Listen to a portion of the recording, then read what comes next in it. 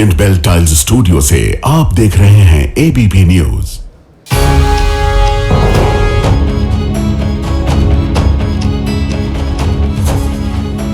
नमस्कार, मैं हूं प्रतिमा मिश्रा। आज दिन की बड़ी खबरों के साथ आइए शुरू करते हैं भारत की बात। शुरुआत उन खबरों से जिन पर विस्तार से करेंगे चर्चा। देश में जब किसी धार्मिक स्थल के अतिक्रमण पर बुलडोजर एक्शन होता है तो अमन और शांति खतरे में कैसे पड़ जाती है। तुर्कमान गेट उपद्रव पर आज इसका विश्लेषण हम करने वाले हैं। फैज़-ए-इलाही मस्जिद की बुलडोजर नाइट पर कैसी धार्मिक फाइट शुरू हो गई है। विपक्षी पार्टियों के मुस्लिम नेता क्यों कह रहे हैं कि अतिक्रमण के नाम पर मस्जिदों को तोड़ा जा रहा है, ये भी हम आपको दिखाएंगे। पहले हिंदूवादी संगठनों के दबाव में बांग्लादेशी क्रिकेटर आउट हुआ। अब माता वैष्णो देवी कॉलेज की मान्यता रद्द हो गई है। खेल से पढ़ाई तक देश में धार्मिक कट्टरता कैसे हावी हो रही है, ये खबर भी आपके सामने होगी।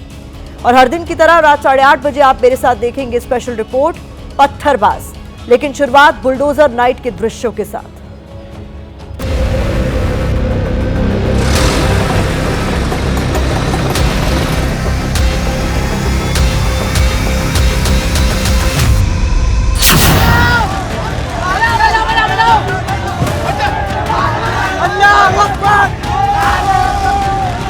वो हज मंजिल है तुर्कमान गेट पे। भाई साहब, इनकी पूरी मिलिट्री भी लगी हुई है।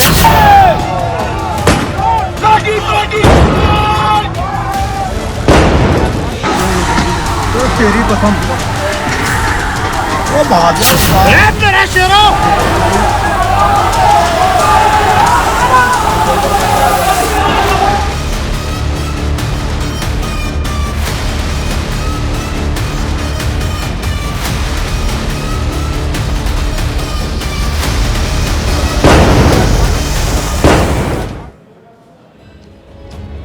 तो आज हमारी कवर स्टोरी के केंद्र में फैज़-ए-इलाही मस्जिद है।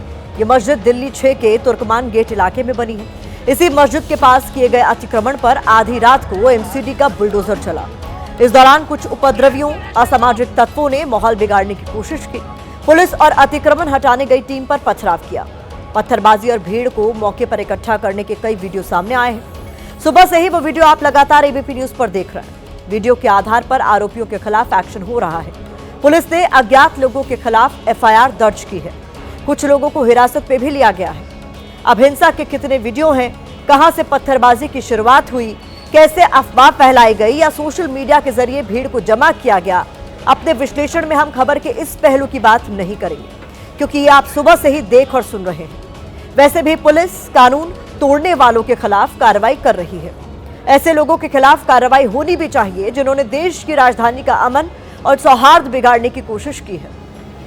इस सारे एक्शन और हंगामे के बीच इस खबर के सबसे अहम पहलू पर भी गौर करना बेहद जरूरी है, जो सरकारी एजेंसियों की लापरवाही और भ्रष्टाचार से जुड़ा है। जैसे यह अतिक्रमण पीडब्ल्यूडी और एमसीडी की जमीन पर हुआ, तो क्यों इन एजेंसियों ने अपनी जमीन पर यह निर्माण होने दिया। जिस बारात घर पर बुलडोजर चला है उसका निर्माण 20 साल से भी ज्यादा वक्त हो चुका है हुए, तो अब तक एजेंसियों की आंख क्यों नहीं खुली। जिस जमीन को विवादित बताकर ढाया गया उस पर 7 से 8 साल से डायग्नोस्टिक सेंटर चल रहा था। सरकारी एजेंसियां क्या सो रही थी। मामले की याचिकाकर्ता की माने तो उन्होंने इस अतिक्रमण के खिलाफ कई महीनों तक खत लिखे, लेकिन कोई कार्रवाई नहीं की गई। तो क्या इस अवैध निर्माण में अधिकारियों की मिलीभगत थी। सबसे बड़ा सवाल तो यह है कि देश में आखिर ये कैसा ट्रेंड चल पड़ा है कि जब भी किसी अतिक्रमण पर एक्शन होता है तो अमन खतरे में क्यों आ जाता है। इन सारे सवालों का जवाब आपको देने की कोशिश करेंगे। पहले अतिक्रमण पर हुए एक्शन की वीडियो रिपोर्ट देखिए।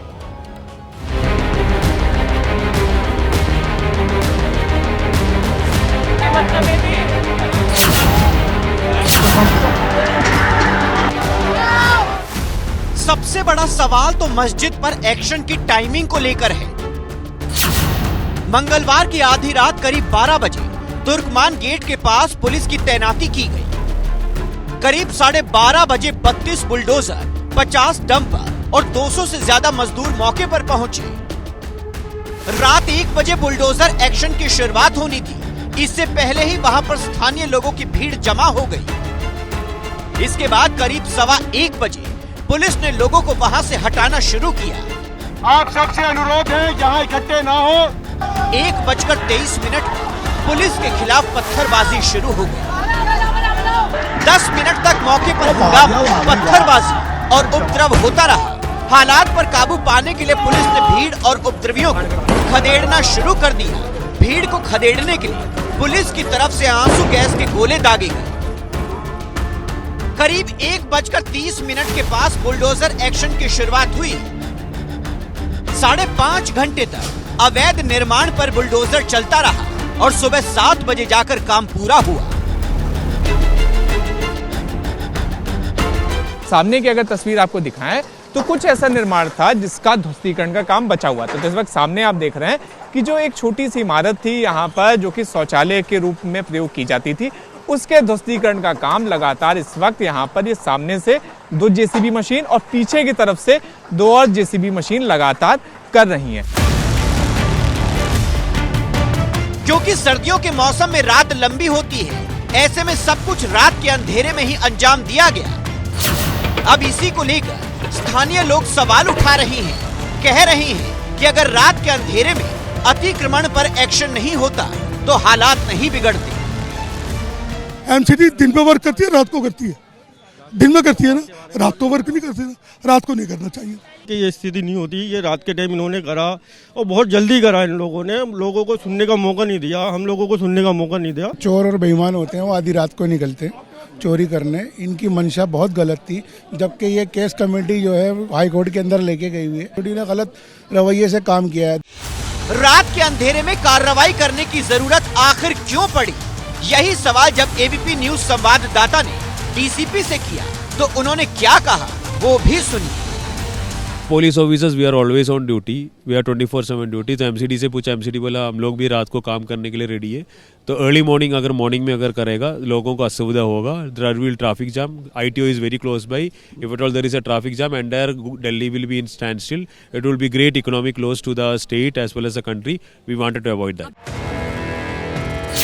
रात के अंधेरे में एक्शन पर स्थानीय लोगों के अपने आरोप हैं, पुलिस की अपनी दलीलें हैं, लेकिन आधी रात के बुलडोजर एक्शन पर सियासी बयानबाजी का बुलडोजर तेजी से दौड़ रहा है, क्योंकि अवैध निर्माण अचानक नहीं हुआ, ना ही अचानक एक्शन के ऑर्डर हुए। अदालत में भी कार्रवाई चली, इसके बाद ये कार्रवाई हुई। ऐसे में इस मिडनाइट एक्शन पर सियासी महाभारत शुरू हो गई है।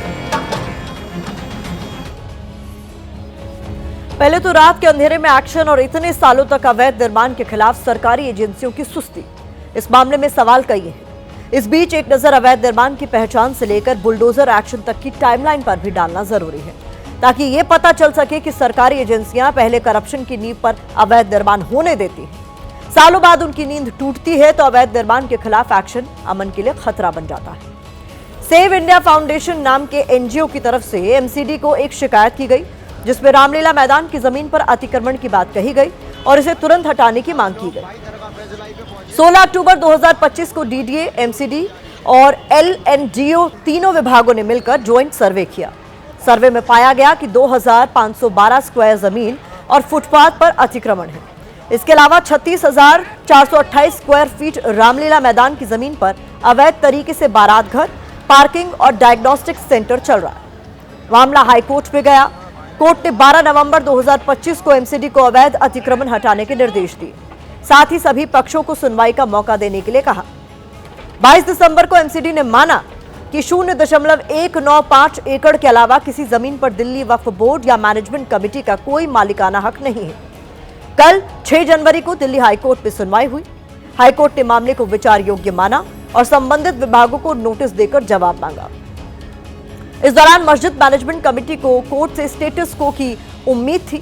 कोर्ट ने ऐसा नहीं किया और 6 जनवरी की रात अतिक्रमण पर बुलडोजर एक्शन हो गया। इस पूरे मामले में जो याचिका करता है, उनका कहना है कि उन्होंने MCD को कई लेटर लिखे, लेकिन पहले एजेंसी ने इस पर ध्यान नहीं दिया। तो क्या इस अशांति के लिए MCD जिम्मेदार नहीं है? जब मैंने दरगाह फैज़े इलाही कॉम्प्लेक्स के ऊपर रिसर्च करनी शुरू की तो मैंने उसमें पाया कि यहाँ पर पब्लिक लैंड के ऊपर कब्जा करके बारात घर बनाया हुआ है और डायग्नोस्टिक सेंटर बनाया हुआ है, डायलिसिस सेंटर बनाया हुआ है, एक क्लिनिक वहाँ चल रहा है। बाद में पता लगा मैटरनिटी सेंटर वहाँ पर चल रहा है, पार्किंग वहाँ पर चल रही है और बहुत सारी कमर्शियल एक्टिविटी हो रही है। तो जब मैंने उस ज़मीन की मतलब ऑनरशिप की जाँच की तो मुझे पता लगा कि इसकी ऑनरशिप MCD के पास है, इसकी ऑनरशिप जो है PWD के पास है जिसमें 2512 स्क्वायर मीटर जो लैंड है पीडब्ल्यूडी की है, 36,428 स्क्वायर मीटर लैंड जो है वो एमसीडी की है। उसके बाद मई से लगातार अक्टूबर तक हम चिट्ठियां लिखते रहे एमसीडी को, पर एमसीडी ने उसके ऊपर कोई कार्रवाई नहीं की। अब उस सवाल का जवाब आपको देते हैं कि अतिक्रमण पर एक्शन अमन कैसे बिगाड़ देता है। भारत की बात वाली दूरबीन से देखें तो धार्मिक स्थानों के आसपास होने वाले अतिक्रमण पर पहले एजेंसियां कोई ध्यान नहीं देती। कुछ वक्त बाद धार्मिक स्थलों के आसपास हुआ अतिक्रमण धार्मिक स्थल की आस्था से जुड़ जाता है। कुछ मुस्लिम नेताओं का आरोप है कि जानबूझकर उनके धार्मिक जो स्थल है उन्हीं को टारगेट किया जा रहा है। अवैध निर्माण की आड़ में उनके मस्जिद मदरसों पर बुलडोजर चलाया जा रहा है। बाद में जब ऐसे धार्मिक स्थलों के अतिक्रमण पर एक्शन होता है तो अमन बिगड़ने का खतरा पैदा हो जाता है। इस बीच दिल्ली की मस्जिद पर बुलडोजर एक्शन को लेकर जमकर सियासी शोले उठ रहे हैं। घटना वाली जगह से समाजवादी पार्टी सांसद मोहिबुल्लाह नदवी का वीडियो सामने आया है। नदवी पर भीड़ को उकसाने का आरोप लग रहा है। वहीं कांग्रेस सांसद इमरान मसूद ने कहा है कि अतिक्रमण हटाने के नाम पर कितनी मस्जिद तोड़ेंगे। आम आदमी पार्टी के विधायक हैं अमानतुल्लाह खान, वो कह रहे हैं कि इन्हें मुसलमानों पर जुल्म करने के अलावा आता ही क्या है। एआईएमआईएम के दिल्ली अध्यक्ष शोएब जमई कह रहे हैं कि दिल्ली में भी यूपी मॉडल लागू किया जा रहा है। उधर दिल्ली बीजेपी के अध्यक्ष वीरेंद्र सचदेवा की ओर से कहा गया है कि धार्मिक उन्माद भड़काने की कोशिश थी। दिल्ली के मेयर राजा इकबाल सिंह का कहना है कि कुछ धार्मिक लोग जनता को गुमराह करने की कोशिश करते हैं। अतिक्रमण के नाम पर आप मस्जिदों को तोड़ोगे, मदरसों के ऊपर बुलडोजर चलाओगे, यही तो देश में चल रहा है। आप इससे नफरत फैलाते हो। सरकार बिना ग्राउंड रियलिटी को एनालाइज किए, बिना वहाँ के लोगों से संवाद किए, बिना किसी विकल्प के इस तरह के लगातार अमानवीय कार्रवाइयों को कर रही है, जो ठीक नहीं है। अतिक्रमण कैसे था? अगर अतिक्रमण था तो वक्त का था ना, वक्त ऑडिट क्यों करा रहा था, वक्त पैसे क्यों जमा कर रहा था, ये चेक करते ना। सूद साहब चेक करा लें, इन्हीं के पास तो है, ये तो सरकार में है। लोग दंगाई लोग हैं, आदतन दंगाई। मंदिर मस्जिद और दरगाहों के नाम पर अतिक्रमण आप करेंगे, ये सरासर गलत हुआ है। इसीलिए उम्मीद करते कि दिल्ली वक्फ बोर्ड और वहाँ की मैनेजमेंट कमेटी फौरन सुप्रीम कोर्ट को जाए और जाकर ये तमाम हकीकत सुप्रीम कोर्ट को बताए। धार्मिक स्थल को कोई नुकसान नहीं, कोर्ट के निर्देश पर अवैध व्यापारिक प्रतिष्ठान जो वहाँ बने हैं उनके ऊपर कार्रवाई। एक मुसलमानों के साथ भेदभाव किया जा रहा है। उनको बर्दाश्त नहीं होता है कि दिल्ली के बीचों बीच मुसलमानों की इतनी बड़ी यहाँ से संस्था कैसे काम कर सकती है, और ये इनको चुभता है। अब दूसरी खबर का रुख करते हैं। पिछले साल 25 नवंबर को हमने इसी शो में माता वैष्णो देवी मेडिकल कॉलेज पर एक खबर आपको दिखाई थी। माता वैष्णो देवी मेडिकल कॉलेज के पहले एमबीबीएस बैच में 50 में से 42 सीटें मुस्लिम छात्रों को दी गई थी। इसको लेकर वीएचपी बजरंग दल ने विरोध प्रदर्शन किया था। संघर्ष समिति भी हर रोज प्रदर्शन कर रही थी, लेकिन अब नेशनल मेडिकल कमीशन यानी एनएमसी ने जम्मू के माता वैष्णो देवी मेडिकल कॉलेज की मान्यता ही रद्द कर दी है। एनएमसी ने यह कदम मेडिकल कॉलेज में मानकों के उल्लंघन पर उठाया है, यानी 2025-26 सेशन के लिए दी गई 50 सीटों की मंजूरी अब रद्द कर दी गई है। हालांकि जिन 50 छात्रों को एमबीबीएस सीट मिल गई थी, उन सभी छात्रों की सीटें सुरक्षित रहेंगी और उन्हें जम्मू कश्मीर के दूसरे मान्यता प्राप्त मेडिकल कॉलेजों में एडजस्ट किया जाएगा। लेकिन यहाँ कुछ सवाल है। क्या हिंदूवादी संगठनों के दबाव में मेडिकल कॉलेज की मान्यता को रद्द कर दिया गया? मेडिकल कॉलेज की मान्यता रद्द होने को संघर्ष समिति ने अपनी जीत बताया है। क्या संघर्ष समिति के दबाव में यह फैसला लिया गया? तर्क ये दिया गया है कि मेडिकल कॉलेज ने जरूरी मानक पूरे नहीं किए। ये बात पहले पता क्यों नहीं चली? सवाल इस फैसले की टाइमिंग को लेकर भी उठ रहे हैं।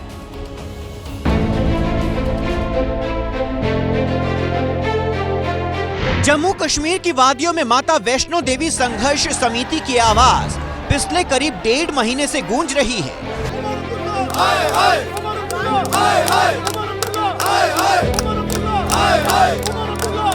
हिंदूवादी संगठन माता वैष्णो देवी श्राइन बोर्ड के मेडिकल कॉलेज में 50 में से 42 सीटें मुस्लिम छात्रों को मिलने से गुस्से में थी।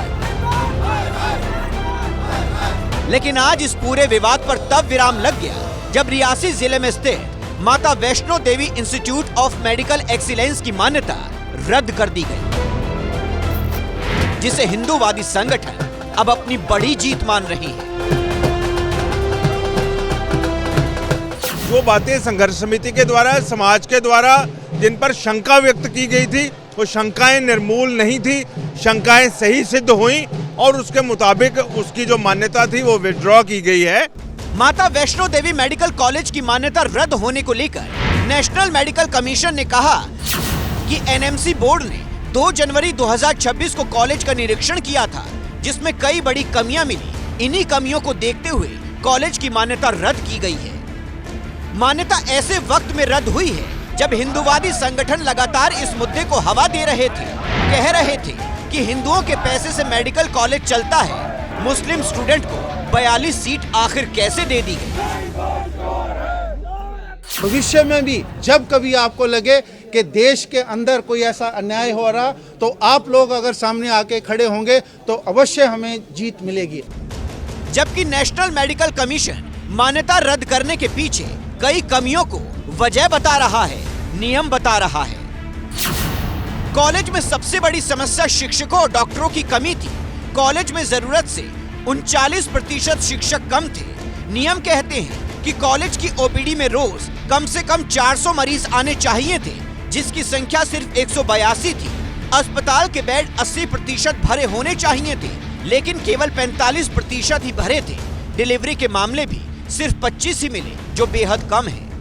एनएमसी ने कहा कि एक अच्छे मेडिकल कॉलेज में स्टाफ पूरा होना चाहिए ताकि छात्रों को सही ट्रेनिंग भी मिले, लेकिन यहाँ बुनियादी जरूरत भी पूरी नहीं हो रही थी, इसीलिए मान्यता रद्द करनी पड़ी। अब सवाल ये है कि उन छात्रों का क्या होगा जो एडमिशन ले चुके थे। नेशनल मेडिकल कमीशन ने साफ कहा है कि किसी भी छात्र की सीट नहीं जाएगी। 2025-26 सत्र में जितने भी स्टूडेंट्स ने दाखिला लिया है, उन्हें जम्मू कश्मीर के किसी दूसरे मान्यता प्राप्त मेडिकल कॉलेज में भेजा जाएगा, जिसकी जिम्मेदारी केंद्र शासित प्रदेश के सरकार के स्वास्थ्य विभाग की होगी। मेडिकल कॉलेज की मान्यता रद्द होने से राजनीति भी गर्मा गई है। सवाल उठ रहे हैं कि क्या हिंदूवादी संगठनों के दबाव के बाद ये कदम उठाया गया है। विपक्ष भी यही सवाल उठा रहा है।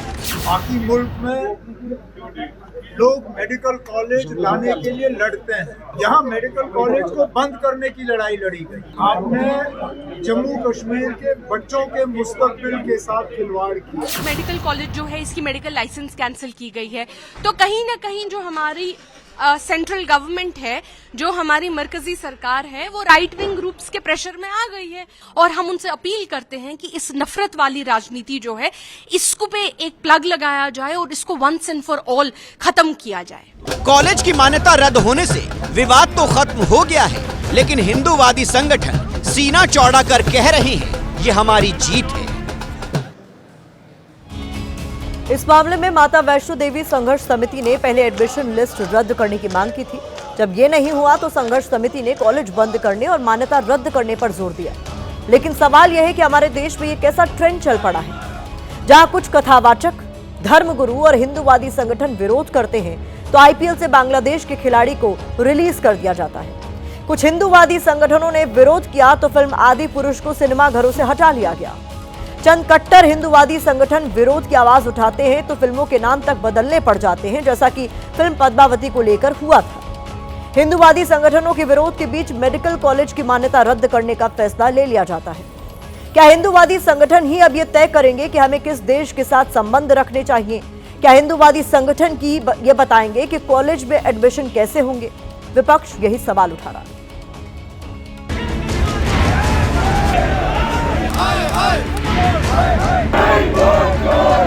माँ वैष्णो देवी का चढ़ावा 98 to 99% सनातनी और हिंदू समुदाय के लोग देते हैं, तो उनकी ये बात मुझे नहीं लगता कहीं नाजायज़ थी कि यहाँ पर प्रायोरिटीज जो है हिंदू स्टूडेंट्स को देनी चाहिए। जो सरकार की फिलॉसफी है, ये उसी की रिप्रेजेंटेशन जो है वो इन शेप ऑफ हिंदूवादी संगठन के थ्रू हो रही है। हम पैलेस मिनिस्टर ऑफ इंडिया और इस एनएमसी का शुक्रिया अदा करते हैं, क्योंकि लड़ाने वाली पॉलिटिक्स को उन्होंने कदगन लगा के उसको खत्म कर दिया। 2014 के बाद जब से भारतीय जनता पार्टी की सरकार सत्ता में आई है, तब से कट्टरवादी ताकतें, सांप्रदायिक ताकतें सर उठाने लगी। आइए अब तीसरी खबर का रुख करते हैं इस सवाल के साथ, क्या यूपी में वोट शुद्धिकरण के बाद मुस्लिमों के ज्यादा वोट कटे हैं? हमारे पास यूपी के कुछ मुस्लिम बहुल इलाकों से ग्राउंड रिपोर्ट आई है, जहां मुस्लिम मतदाता पूरी प्रोसेस फॉलो करने के बाद भी वोट कटने का आरोप लगा रहे हैं।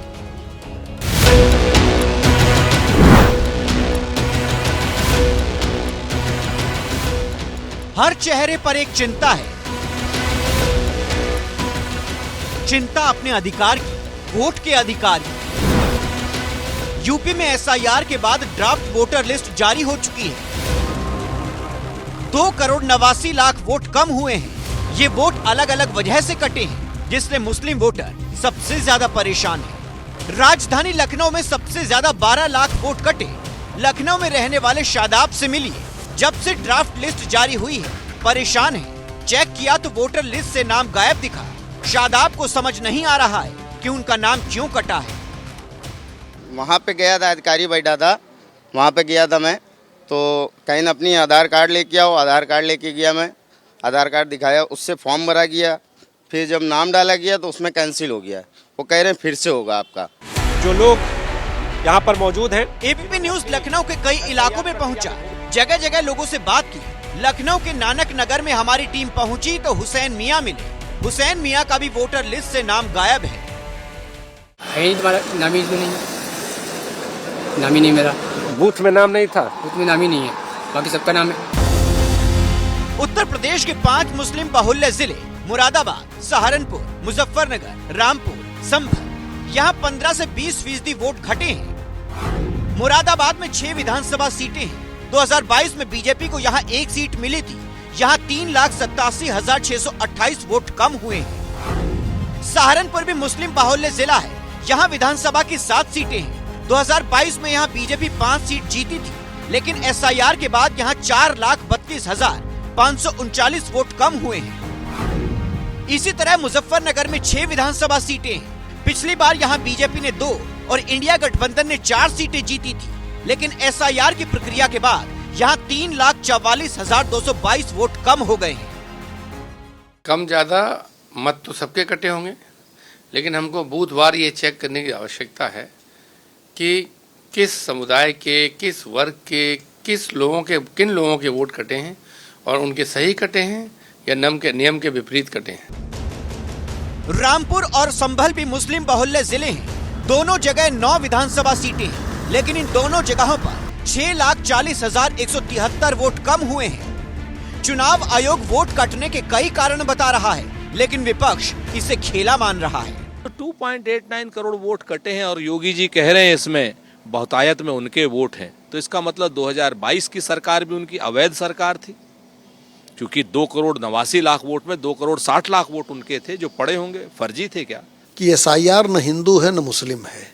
ये चुनाव आयोग की चलने वाली सतत प्रक्रिया है और भ्रम न पैदा करें। उत्तर प्रदेश की जनता समझदार है, भ्रम करने वालों को वो जवाब देती है।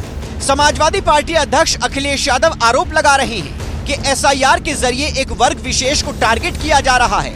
आज अखिलेश ने इसी को लेकर एक्स पोस्ट भी किया, जिसमें लिखा, जाने कहां गए वो लोग। उत्तर प्रदेश में मुस्लिम वोट समाजवादी पार्टी का परंपरागत वोट माना जाता है। ऐसे में बड़ी संख्या में मुस्लिम बाहुल्य जिलों में वोट कटने से धड़कनें बढ़ी हुई है, जिसको लेकर समाजवादी पार्टी कह रही है, यही तो वोट चोरी है। भाइयों, घर पे बैठने से कुछ नहीं होगा। घर से निकलो, दरगाह फैसला के बाहर आओ, पूरी रात काली करो, मस्जिद को कुछ होने नहीं देना है। ये देखो, ये 1, 2, 3, ये 4, 5, इसके पीछे 6, 7, 8, 9, ये 10, ये 11, ये 12, 13, 14, 15, 16, 17, 18, 19, ये क्रेन 20।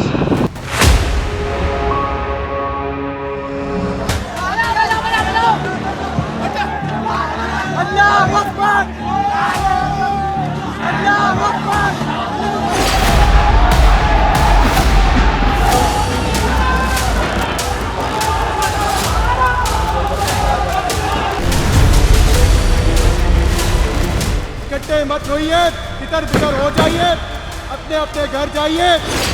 ये बड़े बड़े आपको पत्थर देखिए ना, ये इतने बड़े बड़े जो पत्थर थे वो आपको नजर आएंगे। जो उपद्रवी थे अपने हाथों में इस साइज के पत्थर लेकर के चल रहे थे।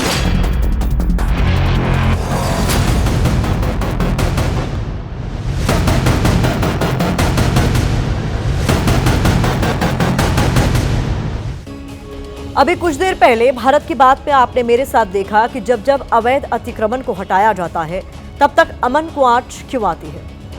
पहले हमने इस सवाल का जवाब तलाशा और अब बुलेटिन के दूसरे हिस्से में हम उन वीडियो की तह तक जाएंगे जिसमें सवाल भी है और कुछ जवाब भी। कल रात जब दिल्ली जनवरी की कड़कड़ाती ठंड में अपने बिस्तरों में दुबक कर सोई हुई थी, उस वक्त तुर्कमान गेट के पास अतिक्रमण के खिलाफ कार्रवाई की खबर लगते ही तापमान बढ़ने लगा था। जिन गलियों में सन्नाटा पसरा होता है वहां भीड़ बढ़ने लगी थी, नारेबाजी सुनाई देने लगी थी और अपील की जा रही थी कि बुलडोजर से मस्जिद को बचाना है। जबकि सच्चाई यह है कि दिल्ली में तुर्कमान गेट के पास मौजूद फैज़े इलाही मस्जिद के पास बने अतिक्रमण को हटाया जा रहा था और ये कार्रवाई दिल्ली हाईकोर्ट के आदेश से हो रही थी। पुलिस के मुताबिक उसने कार्रवाई से पहले लोगों से बात की थी और पीस कमेटी को भी भरोसे में लिया था। बावजूद इसके कुछ मिनटों के भीतर वहां सैकड़ों पत्थरबाज जमा हुए और पुलिस पर हमला कर दिया। सवाल यह है कि पत्थरबाजों को वहां कौन लाया? इतने पत्थर आए कहां से? क्या यह सिर्फ भीड़ का गुस्सा था या फिर नफरत के सौदागरों की कोई गहरी साजिश?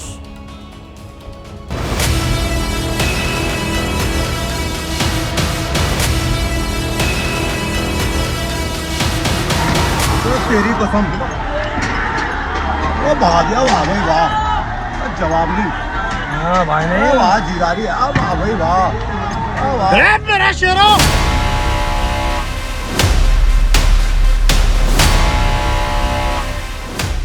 पत्थरों के दम पर वर्दी को खदेड़ने वाली भीड़ को शाबाशी आखिर क्यों दी जा रही थी?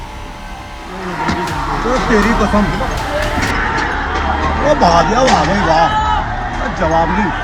हाँ भाई नहीं, वाह जीरा रही है, वाह भाई वाह, मेरा शेरों।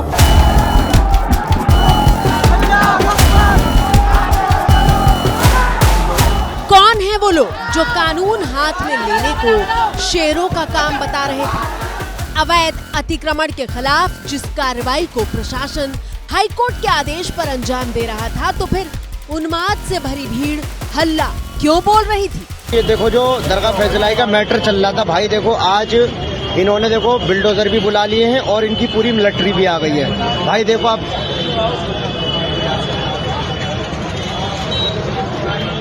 ये देखो हज मंजिल है तुर्कमान गेट पे भाई साहब, इनकी पूरी मिलिट्री भी लगी हुई है और ये मीडिया वाले आए हुए हैं भाई। ज्यादा से ज्यादा लोग भाई दरगाह फैजलाई पे पहुंचे। आप लोगों से भाई हाथ जोड़ के गुजारिश है।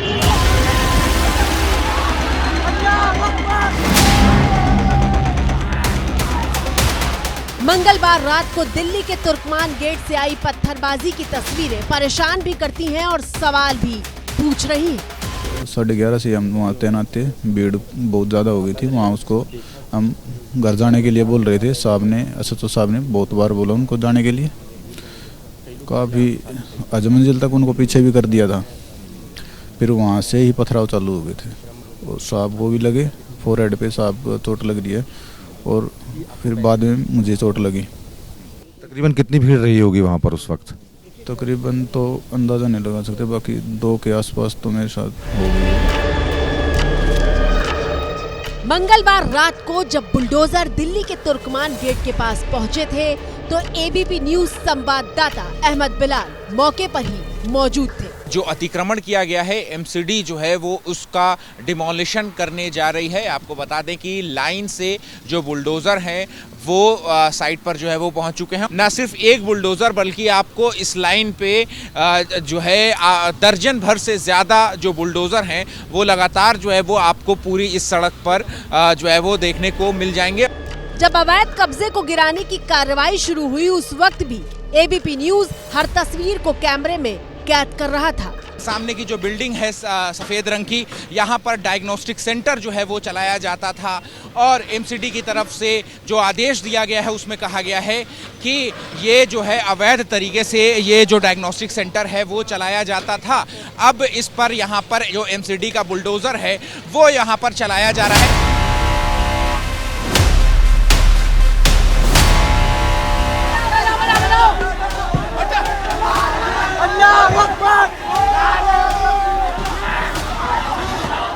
और जब अल्लाहू अकबर के नारे लगाती हुई भीड़ ने पुलिस टीम पर पत्थरों से हमला किया उस वक्त भी संवाददाता अहमद बिलाल के साथ cameraman Ajit Gupta ground zero पर डटे हुए थे और पूरा सच देश को दिखा रहे थे। और ठीक सामने जो है वो दरगाह शान-ए इलाही है और यहाँ पर देखिए कि किस तरीके से जो है वो यहाँ पर मेरे कैमरा पर्सन अजीत गुप्ता जो है वो आपको तस्वीरें दिखा रहे हैं किस तरीके से यहाँ पर जो आंसू गैस के जो गोले हैं वो पुलिस की तरफ से लगातार जो है वो यहाँ पर दागे जा रहे हैं। यानी कि आप साफ तौर पर देख सकते हैं जो तुर्कमान गेट की जो आसपास की जो अंदरूनी गलियाँ हैं उन गलियों में अंदर और जाते हुए जो सिक्योरिटी फोर्सेज हैं, जो सैनिक बलों के जवान हैं, दिल्ली पुलिस के जवान हैं, RAF के जवान हैं, वो जो है वो अब आगे जाते हुए एक बार फिर से साफ तौर पर देखे जा सकते हैं। और लगातार जो आंसू गैस के जो गोले हैं वो हम आपको दिखा रहे हैं। ये एक्सक्लूसिव तस्वीरें आप सिर्फ ABP न्यूज़ पर जो है वो देख रहे हैं। तो चलिए पत्थरबाजी का पूरा पोस्टमार्टम सबसे पहले उस वीडियो से शुरू करते हैं जिसमें भीड़ से मस्जिद के पास जमा होने की अपील की जा रही थी। ध्यान दो, इस वक्त मैं अर्वन वाले पार्किंग पर हूँ और ये पार्किंग से मैं एंटर हो रहा हूँ अर्वन वाले रोड पर और मैं आपको कुछ दिखाना चाहता हूँ जिससे आपकी आंखें दंग हो जाएगी।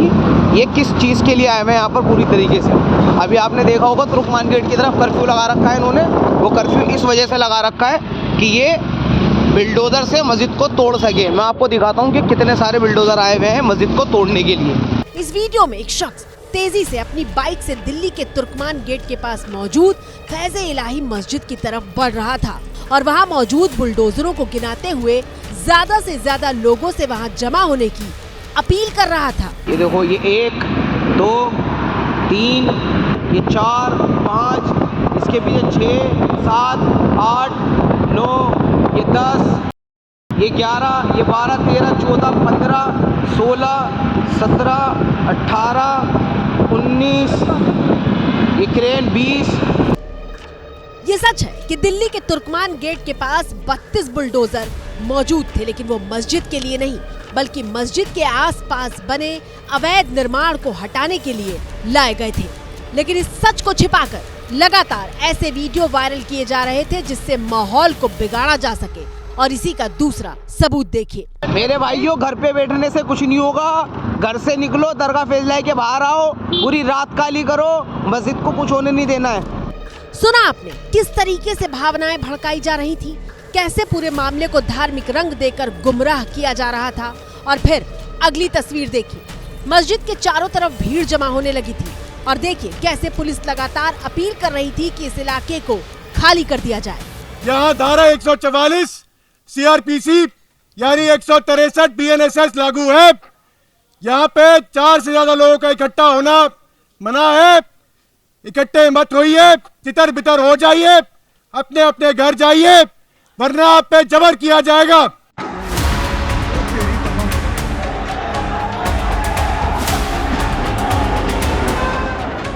बावजूद इसके भीड़ इलाके को खाली नहीं करती और फिर हाथों में पत्थर लिए लोग पुलिस पर हमला कर देते हैं।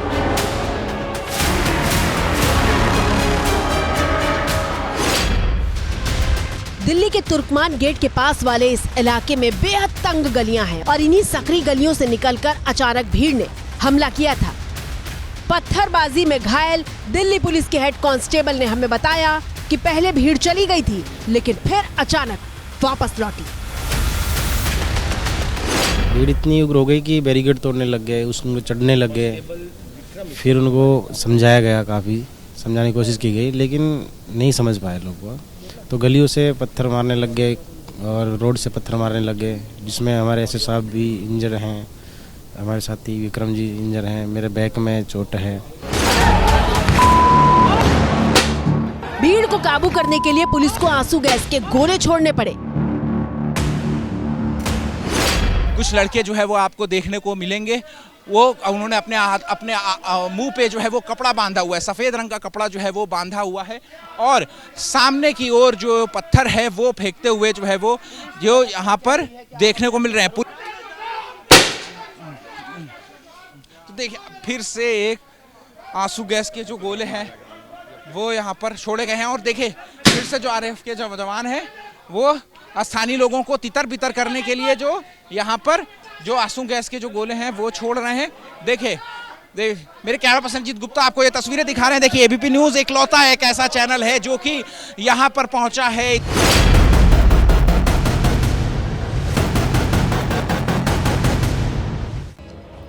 चलिए अब आपको मंगलवार रात तुर्कमान गेट के पास हुई पत्थरबाजी की पूरी टाइमलाइन बता देते हैं। रात 12 बजे के करीब पुलिस तुर्कमान गेट के पास तैनात हो चुकी थी। रात 12:30 बजे 32 बुलडोजर, 50 डंपर और 200 से ज्यादा मजदूर मौके पर पहुंच चुके थे। रात 1 बजे बुलडोजर से अवैध कब्जे को हटाने की कार्रवाई को अंजाम दिया जाना था, लेकिन उसी वक्त वहां भीड़ जमा होनी शुरू हो गई थी। नारेबाजी होने लगी थी। पुलिस ने अपील की और भीड़ को वहां से वापस भेजना भी शुरू किया, लेकिन रात 1:23 पर पुलिस पर पत्थरबाजी की शुरुआत हो गई। 10 मिनट तक मौके पर बवाल होता रहा, जिसके बाद पुलिस ने उपद्रवियों और भीड़ को खदेड़ना शुरू किया।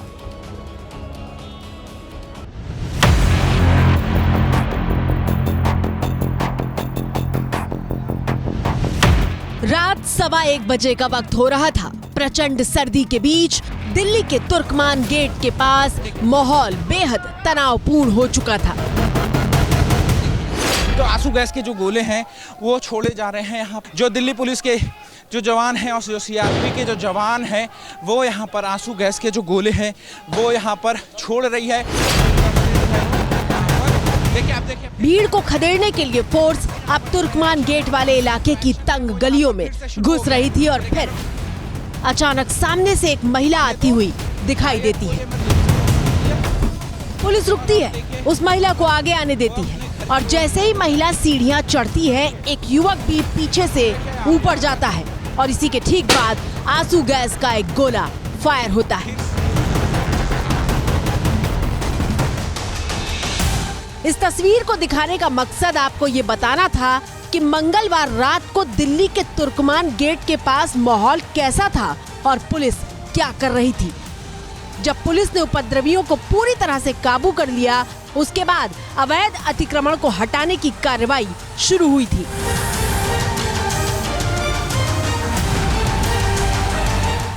रात करीब 1:30 बजे मस्जिद के पास बने बारात घर पर ये बुलडोजर चलने शुरू हो चुके थे। एरिया में जो शादियां हैं वो होती थी और उन बारात घर जो है इसको कहा जाता था। और इसके अलावा ये जो डायग्नोस्टिक सेंटर है, इस डायग्नोस्टिक सेंटर का ही जो डिमोलिशन है वो किया जा रहा है। और इस बारात घर को कॉर्नर करने के लिए यहाँ पर जो चारों तरफ है दीवार जो है वो खड़ी की गई थी और उन दीवारों का डिमोलिशन और ये जांच घर का जो डिमोलिशन है वो यहाँ पर एमसीडी की ओर से किया जा रहा है। 32 बुलडोजर मिलकर करीब 5.5 घंटे तक कार्रवाई करते रहे और सुबह 7 बजे इसे पूरा किया गया। मलबा इतना ज्यादा है कि इसे हटाने में 4 दिन का वक्त लगेगा, लेकिन अब पुलिस उन पत्थरबाजों को तलाशने में जुटी है जो अचानक हमला करने पर उतारू हो गए थे। पुलिस ने इस मामले के अंदर 5 लोगों को गिरफ्तार कर लिया है। इसके अलावा जो 15 के आसपास लोग हैं उनको पुलिस ने डिटेन किया हुआ है, जिनसे लगातार पूछताछ की जा रही है। इतना ही नहीं, अब पुलिस ये पता लगाने की कोशिश कर रही है कि आखिरकार ये जो हिंसा हुई थी, क्या उसके पीछे कोई सोची समझी साजिश थी। पत्थरबाजी की घटना पर दिल्ली के तुर्कमान इलाके के पास रहने वाले लोगों का कहना है कि पत्थर फेंकने वाले स्थानीय नहीं बल्कि बाहरी थे। अगर कोई माहौल खराब करेगा, माहौल खराब करके भागी तो जाता है, ये थोड़ी है खड़ा हो जाएगा यहाँ पर आके आपको फिर वो इंटरव्यू देगा। आप देखिए, लोग स्थानीय नहीं है, सब स्थानीय खड़े हुए यहाँ पर, बाहर के लोग हैं। वो लोग जो करके गए हैं वो बाहर के लोग हैं। एबीपी न्यूज से बात करते हुए डीसीपी मधुर वर्मा ने बताया कि 100 से 150 उपद्रवी पत्थरबाजी में शामिल थे, जिसमें से 5 को गिरफ्तार कर लिया गया है। तरीके से वीडियो सामने आ रहा है, उसमें लगातार ये कहा जा रहा है मस्जिद की तरफ पहुंचिए, मस्जिद की तरफ पहुंचिए, तमाम वीडियो सामने आ रहे हैं। तो क्या पहले से कोई सुनियोजित साजिश थी सर इसके पीछे कुछ? बिल्कुल, ये वीडियो और ऑडियो क्लिप्स दिल्ली पुलिस के पास भी आए हैं और हम इनको भी देख रहे हैं। सवाल ये है कि आखिर भीड़ ने अचानक पत्थरबाजी क्यों की। इसी कड़ी में तुर्कमान गेट के पास से रात करीब 1:30 बजे का एक वीडियो सामने आया है, जिसमें समाजवादी पार्टी के सांसद मोहिबुल्लाह नदवी मौके पर दिखाई दे रहे हैं। समाजवादी पार्टी के सांसद पर भीड़ को उकसाने का आरोप लगा है। आप देख सकते हैं ये सर का फैसला का क्या हाल है। अब मस्जिद के पास बने इस अवैध निर्माण को लेकर कोर्ट ने कब और क्या कहा था वो भी समझ लेते हैं। करीब 1.5 महीने पहले 12 नवंबर को दिल्ली हाई कोर्ट ने तुर्कमान गेट के पास मौजूद फैज़े इलाही मस्जिद के पास बने हिस्से को अवैध माना था और इसे हटाने के लिए दिल्ली नगर निगम को 3 महीने का वक्त दिया था। हाईकोर्ट ने यह आदेश सेव इंडिया फाउंडेशन की याचिका पर दिया था। आदेश के मुताबिक मस्जिद के पास करीब 39,000 वर्ग मीटर क्षेत्र में अवैध अतिक्रमण था। जिस हिस्से को अतिक्रमण माना गया उसमें एक डिस्पेंसरी बनी थी और एक बारात घर चल रहा था। 4 जनवरी को भी एमसीडी के अधिकारियों ने मौके पर मुआयना किया था और अतिक्रमण वाले हिस्से की निशानदेही भी की थी। दिल्ली पुलिस कह रही है कि पहले से बुलडोजर कार्रवाई को लेकर स्थानीय लोगों और पीस कमेटी को जानकारी दे दी गई थी, लेकिन आरोप ये लग रहे हैं कि जानबूझकर देर रात के वक्त को अतिक्रमण हटाने के लिए चुना गया था।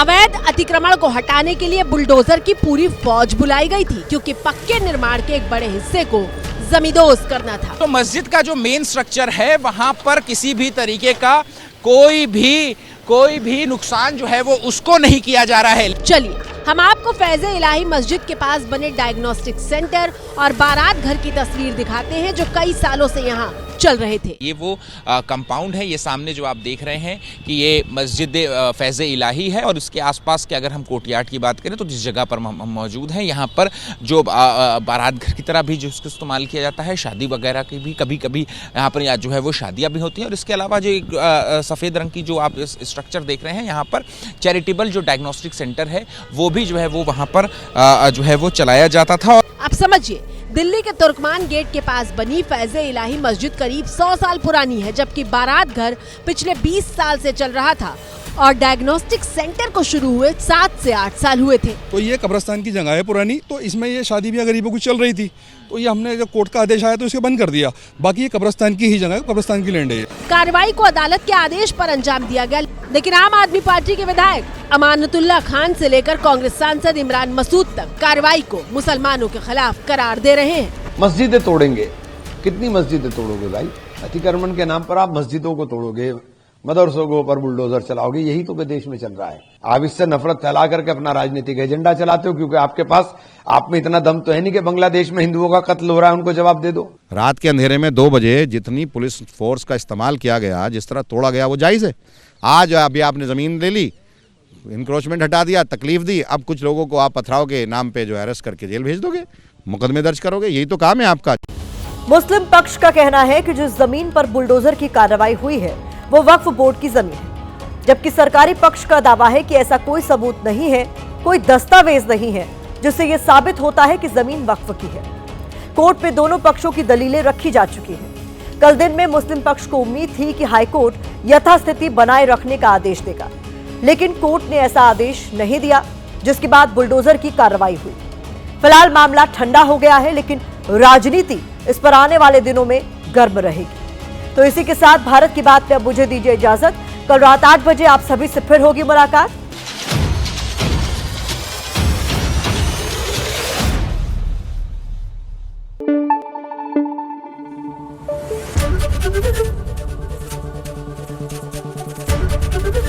एबीपी न्यूज आपको रखे आगे।